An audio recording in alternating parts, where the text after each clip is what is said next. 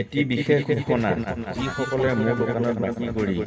বহুত দিন ধৰি বাকীসমূহ দিয়া নাই সেইসকলৰ বাবে মোৰ দোকানত বাকী কৰি পইচা দিয়া নাই বিদেশৰ টকা 18 টকা মোৰ দোকানত বাকী কৰি পইচা দিয়া নাই শৰৎ হাজৰিকা 250 টকা দোকানত বাকী মোৰতো দোকান বাকী দিব আছিলে নহয় মোৰ নামটো এলাউন্স নকৰোঁতে মই দোকান বাকী দিছোঁ মোৰ সোনকালে যায় 30 টকা দোকানত বাকী কৰি পইচা দিয়া নাই মোৰ বাকী আছিলে নহয় অলপ মোৰ বাকীখিনি চাওকচোন নামটো এলাউন্স কৰিছে নেকি মই এলাউন্স বৰ্তমানলৈ তোমাৰ নামটো এলাউন্স কৰা নাই ঠিক আছে আপুনি মোৰ নামটো চাওকচোন ৰবা দীপক দাস তোমাৰ 250 টকা হয় হয় লওক নামটো এলাউন্স কৰিলে বহুত লাজ পালোঁ হয় গম পাইছেনে